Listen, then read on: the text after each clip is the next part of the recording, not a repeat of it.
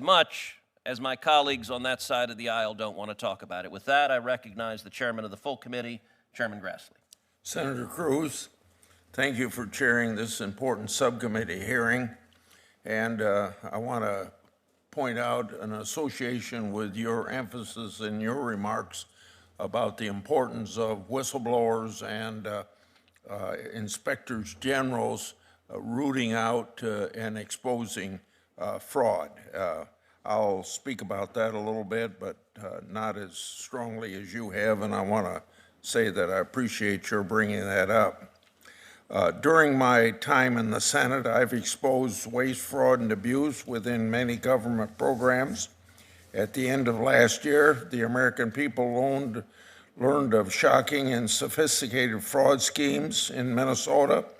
Billions of taxpayers' dollars may have been lost to crime.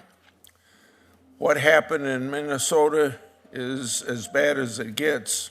These fraud schemes have targeted federal programs designed to help children with autism, the elderly, and small businesses. It's deplorable that fraudsters would target programs designed to help Americans struggling to take care of their children and their families. It's also deplorable that the Walz administration allegedly retaliated against whistleblowers who tried to expose this fraud. If true, such retaliation should not go unpunished. In large-scale fraud schemes like these, whistleblowers are public's greatest asset and allies. Congress, federal agencies, and state agencies must protect whistleblowers, and the executive branch must hold criminals fully accountable to the law. That's why in January I wrote to nearly 10 agencies, including the Department of Justice and the FBI, regarding the allegations. This is all about accountability. I want to know what the government's doing to solve these problems, hold wrongdoers accountable, and take steps to ensure this never happens again.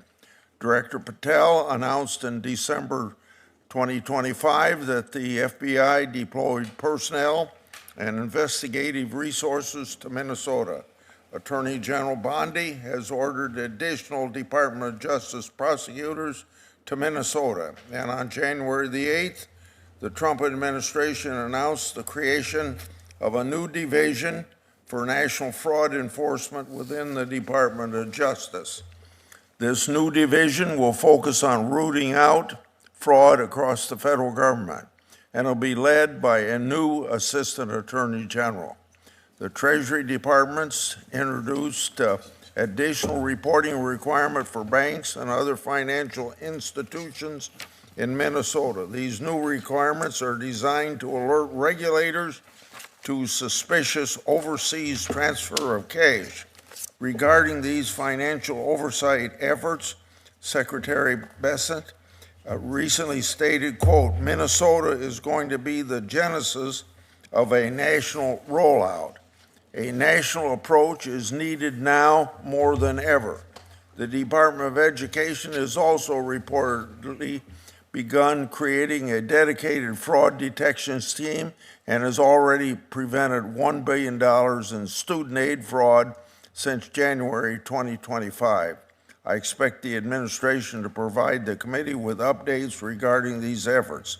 However, as the title of this hearing suggests, allegations of fraud have extended beyond Minnesota to other states.